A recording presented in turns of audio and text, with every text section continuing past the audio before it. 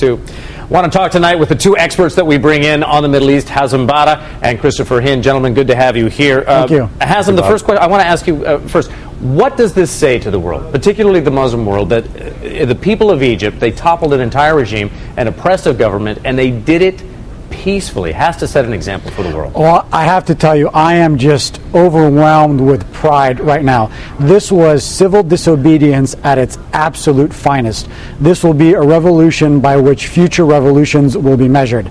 The people of Egypt, they overthrew in 18 days a regime that has been there for 30 years. They didn't fire a single bullet or rocket. They didn't swing a single sword or axe. They didn't call in a single jet or a single chopper.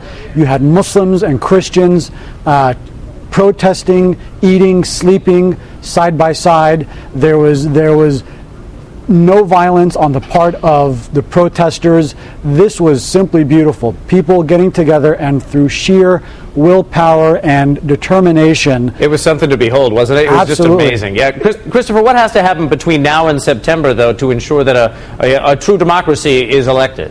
Well, the democracy is the wheels are turning, actually. As you saw, the first step.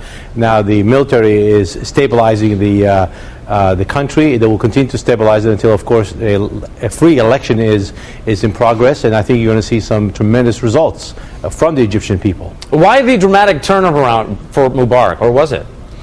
I don't believe it. It was a turnaround. I think it was a ploy. I think it was strategically planned. And I also believe that the Mubarak is an extremely brilliant man, and he wanted to fool everyone, and he sure did. But yeah, Hazem, you think that's true?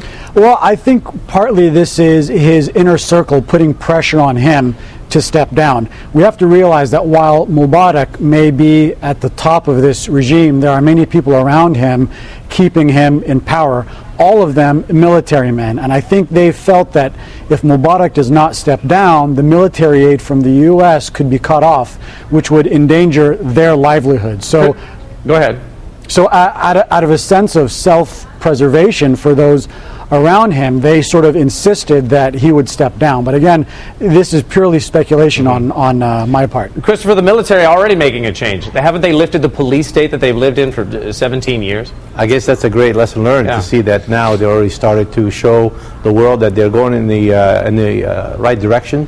And I think they're also going to show that this rule's been there since Mubarak, since the dictatorship has been in place. That's just a positive step in the right direction, I believe. Gentlemen, I'm just about out of time, but is this a times they are a change, and is this a sweep of democracy we're going to see going through the Middle East? Just Absolutely. This is not the end. This is just the beginning for the Middle East. Hazem Bata and Christopher Hind, guys. Thank you. Thank you. So it was something to behold today, wasn't it? Absolutely. Yes, it was. Thanks. Bye-bye.